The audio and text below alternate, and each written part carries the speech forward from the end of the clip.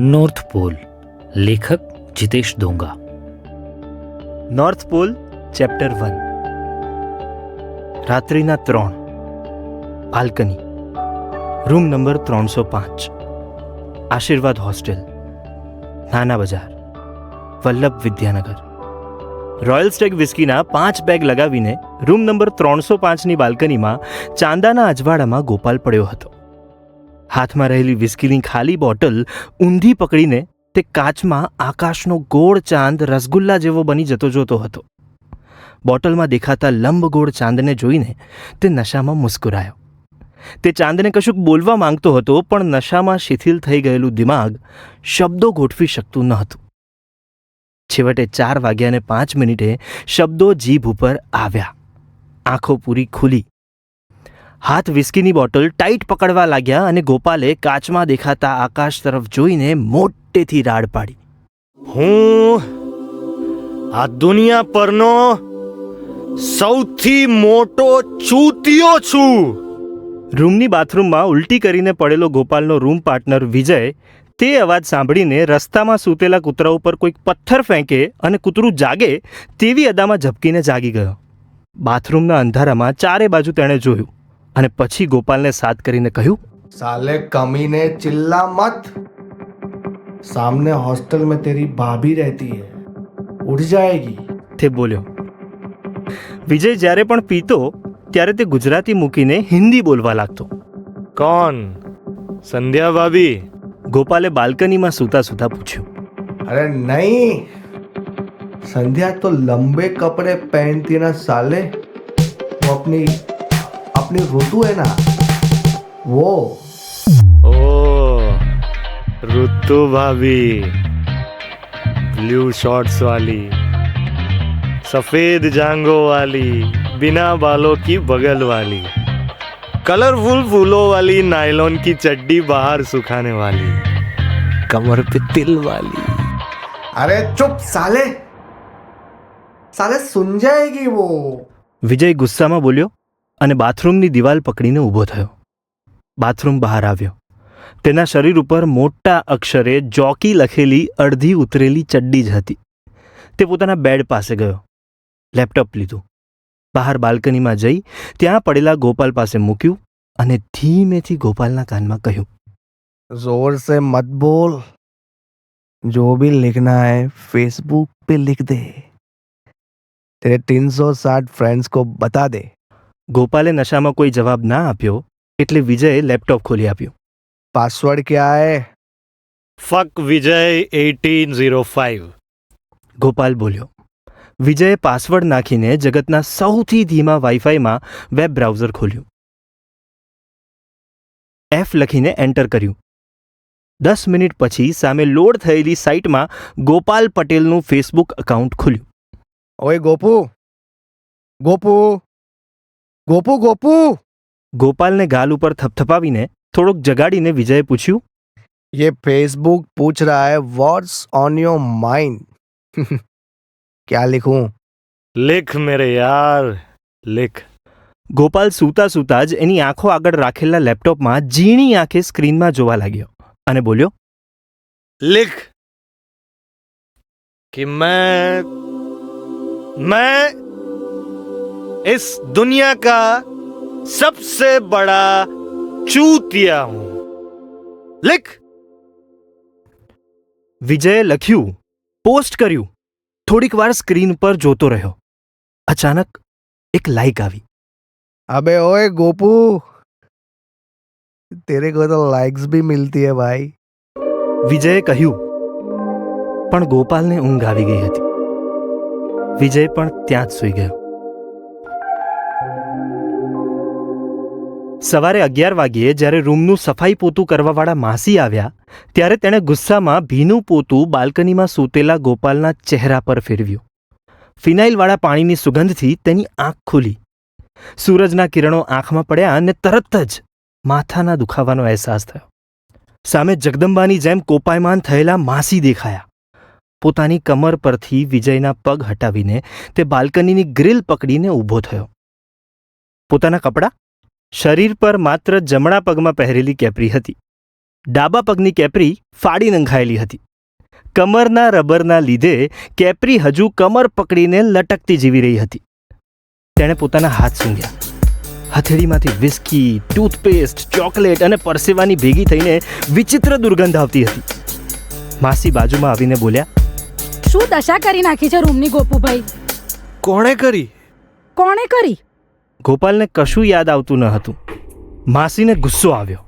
ગોપાલના સવાલનું ખૂબ દુઃખ થયું હશે મારા બાપાએ કરી કહીને ગુસ્સામાં એ ડોલ ઊંચકીને રૂમની બહાર નીકળી ગયા. ગોપાલ લેપટોપ લઈને રૂમમાં આવ્યો. રૂમમાં ચારે તરફ કાગળના ટુકડા, હુક્કાના કોલસા, બિયરના કેન અને સિગરેટના ઠૂંઠા પડ્યા હતા. તેના બેડ ઉપર ખાલી થઈ ગયેલી 3-4 ટૂથપેસ્ટ પડી હતી. ગોપાલ બાથરૂમ તરફ ગયો. બાથરૂમના ફ્લોર ઉપર ઉલટી જોઈ. તરત જ તેણે અંદરના અરીસામાં પોતાનો ચહેરો જોયો. ઓહ ગોડ! પોતાના હોઠ પર લાલ લિપસ્ટિક હતી. પોતાના વાળમાં કેક અને ટૂથપેસ્ટ જામી ગઈ હતી અને કેકના સુકાયેલા ટુકડા નીચે ખરી રહ્યા હતા. ગાલ પર, ગળા પર અને છાતી પર સ્કેચપેનથી ચારે બાજુ ગુજરાતીમાં ખુશી લખ્યું હતું. જ્યારે પીઠ ઉપર થોડો દુખાવો થયો ત્યારે તેણે અરીસા સામે પીઠ ફેરવી. ફક! પીઠ પર લીલા ધાબા પડી ગયેલા. પાછળ કમર પર નીચે પેન્ટ અંદર જતું ઘાટું લાંબુ તીર દોરેલું હતું અને બાજુમાં લખેલું હતું, ખુશી વોઝ હિયર. માત્ર એક પગમાં ફસાયેલી કેપરી કાઢી બાલ્કનીમાં સૂતેલા વિજય ઉપર નાખી ને ગોપાલે બાથરૂમના ખૂણામાં પડેલો સાબુ લીધો. તેમની રૂમના બાથરૂમની સૌથી મોટી કરુણતા ખૂણામાં પડેલો એકમાત્ર સાબુ અને તેના ઉપર ચોંટેલા વિજયના વાળ હતા. ગોપાલે પાણીથી સાબુને નવડાવ્યો ને પછી પોતે નાહવાનું શરૂ કર્યું. નાહીને બાથરૂમની બહાર આવીને તેણે બારણા પાછળથી 3 દિવસથી લટકતા ને ન ધોયેલા પેન્ટ અને ટી શર્ટ લીધા અને વિજયના લોકરમાંથી બોડી સ્પ્રે કાઢીને તે કપડાં પર છાંટીને પછી પહેરવા લાગ્યો. સ્પ્રેની જાણીતી સુગંધથી બાલ્કનીમાં પડેલો વિજય ઉઠ્યો, ઊભો થયો. રૂમમાં પેન્ટ પહેરતા ગોપાલને જોઈને તરત જ એની તરફ દોડ્યો. ગોપ્સ મેરી જાન! બોલતો તે ગોપાલને પાછળથી ભેટી પડ્યો. વળી ગોપાલને પાછળથી લાત મારીને કહ્યું, હેપી બર્થડે ગોપલા! અને ગોપાલને ગઈ રાત્રિના ઘણા દ્રશ્યો યાદ આવ્યા. એ હસી પડ્યો. આજે તેનો જન્મદિવસ છે. 19 વર્ષ ખતમ. અને આ બધું હોસ્ટેલના દોસ્તોએ કરેલી જન્મદિવસની જંગલી ઉજવણી હતી. નાહી લીધા પછી પણ ગોપાલના હોઠ પર જામી રહેલી લિપસ્ટિક અને પીઠ ઉપર ઉપસેલી આંગળીઓ રાત્રે થયેલી પાર્ટીનું જંગલીપણું દેખાડતી હતી. એન્જિનિયરિંગ કોલેજમાં આવ્યા પછી ગોપાલનો આ પહેલો બર્થડે હતો. બપોરે 1 વાગ્યે જ્યારે તે ઓટો રિક્ષામાં ડ્રાઈવર સીટની જમણી બાજુ બેસીને લટકતો કોલેજ જતો હતો ત્યારે ગઈ રાત્રિના દ્રશ્યો યાદ આવી રહ્યા હતા. તે આકાશ સામે જોઈને એકલો એકલો હસી રહ્યો હતો. તે કોલેજના ગેટ ઉપર ઉતર્યો ત્યારે વધુ એક ઉજવણી થઈ ગઈ. તેનો આખો ક્લાસ સામૂહિક બંક મારીને ગેટ ઉપર ઊભો હતો. ઇલેક્ટ્રિકલ એન્જિનિયરિંગમાં માત્ર 3 છોકરીઓ હતી અને એટલે ક્લાસની યુનિટી સારી એવી હતી. ઉપરથી ક્લાસનો રિપ્રેઝેન્ટેટિવ બીજું કોઈ નહીં પણ ગોપાલનો રૂમ પાર્ટનર વિજય ભરવાડ, ગોપાલનો હાર્ડકોર જીગરી દોસ્ત. કોલેજમાં આવ્યાને 1 જ વર્ષમાં ગોપાલની પૂરી લાઈફ જાણતો એકમાત્ર યાર. એમની દોસ્તી હોસ્ટેલમાં એકબીજાને પોનની હાર્ડ ડિસ્ક આપીને શરૂ થઈ હતી. વિજય ગોપાલની પહેલા બ્રશ કર્યા વિના જ કોલેજ પહોંચી ગયો હતો અને અગાઉથી જ આખા ક્લાસને ગોપાલના બર્થડે બમ્સની સ્ટ્રેટેજી સમજાવી દીધી હતી. ગોપાલને રિક્ષામાંથી ઉતરતો જોઈને ગેટ પરના ટોળામાંથી કોઈકે રાડ નાખી, એ ગોપુ આવી ગયો! બસ હજુ ગોપાલને સ્થિતિ સમજાય તે પહેલા જ ટોળું દોડતું રિક્ષા પાસે આવ્યું અને ગોપાલને હવામાં ઊંચકીને બર્થડે બમ્સ મારવા લાગ્યું. અરે અમુક ગોપાલને ન ઓળખતા બીજી બ્રાન્ચના સ્ટુડન્ટ્સ પણ 2 લાત મારતા ગયા. આ ઘટનાનો આયોજક વિજય દૂર ઓટો રિક્ષા પાસે ઊભો ખુશ થતો હતો અને ઓટો અંદર બેઠેલા ડ્રાઈવરને કહેતો હતો, ગોપાલને અત્યારે કાયદેસર 19 વર્ષ પૂરા થયા બોસ. તમને ખબર છે કાકા, કોલેજ લાઈફ અને રિયલ લાઈફના બર્થડેમાં હાથી ઘોડાનો ફેર હોય છે. રિયલ લાઈફમાં લોકો આ કેકડા કાપીને બળ કરીને મીણબત્તીને ઠારે, પણ હોસ્ટેલમાં તો ફેરવીને મારે. આને કહેવાય પેશન. કાકા, કોલેજ લાઈફમાં સૌથી ખતરનાક સીન તો રાત્રિના 12 વાગે જામે એની બૂનને. વિજય મહેસાણામાં મોટો થયેલો. જો કે તે એની બુનને શબ્દને બાદ કરીએ તો 87% શુદ્ધ ગુજરાતી બોલતો. રાત્રે દોસ્તો બર્થડે વિશ કરવા આવ્યા એના જેટલી એક પણ વસ્તુથી આપણા ગોપુની ના ફાટે. ગઈ રાત્રે શું સીન હતો સાહેબ. અમારી રૂમમાં એક સાથે 20 દોસ્તો ફરફરતી સુસવાટા ભરી લાતો મારતા હોય અને બર્થડે બોય પર બ્લેન્કેટ ઓઢાડી દીધું હોય અને પાછો ધોબીઘાટ જેવો માહોલ હોય. આ બધું જો ગોપુના બાપા જોઈ ગયા હોય ને તો જીવનભર હોસ્ટેલ ના જવા દે એની બૂનને. રિક્ષાવાળો જોકે કશું સાંભળતો નહોતો. વિજયે તેને કાકા કહ્યું તે કદાચ ગમ્યું નહોતું, એટલે તેનું ધ્યાન ગેટની બહાર નીકળતી છોકરીઓના ટોળા ઉપર વધુ હતું. પણ વિજય જાડી બુદ્ધિનો ખરો એટલે વાત પૂરી કરીએ પાર કરી. મારી ડાર્લિંગ ગોપુની પીઠ લીલી કાચ દેવી થઈ ગયેલી બોસ. બધા દોસ્તોએ ભેગા થઈને એવો પ્રેમ કર્યો કે તેને આખી રાત ઊંઘ જ ના આવી. બિચારો બાલ્કનીમાં પડ્યો પડ્યો વિસ્કી ઢીંચતો રહ્યો. આ સાલા હોસ્ટેલના દોસ્તારોનો આ જ વાંધો. એની બુનને 19 વર્ષથી જાણે મારા ગોપુએ એમનું ઉધાર ના ભર્યું હોય એમ વસૂલી વાળાની જેમ એને પીટ્યો, અને તોય આપણો ગોપ્સ પાછો હસતા મોઢે થેન્ક યુ જ બોલે. બિચારાને 2 દિવસથી થયેલો કબજિયાત પણ મટી ગયો હશે.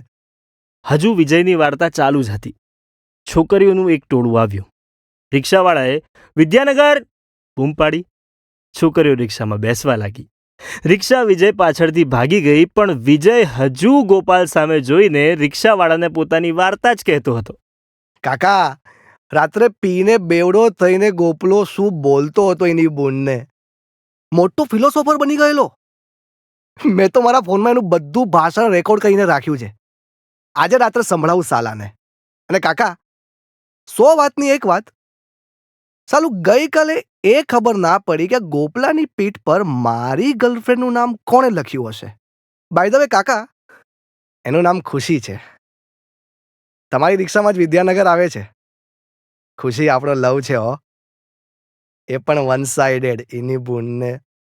હવે એણે મને રાખડી બાંધી દીધી, પણ દિલ તો બાળક જેવું ને. પ્રેમ એ તો પ્રેમ જ હોય. શું કેવું? બોલીને વિજયે પાછળ હવામાં તાળી માટે હાથ ધર્યો.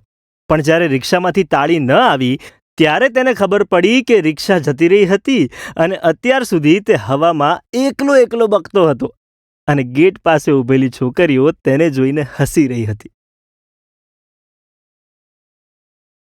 ગઈ રાત્રે બંધ બારણે થયેલી 8 દોસ્તોની સિક્રેટ પાર્ટીમાં સૌથી પહેલો હુક્કો હતો. અહીં હોસ્ટેલમાં બર્થડે પાર્ટી માટે અલગ હુક્કો બનાવવામાં આવેલો.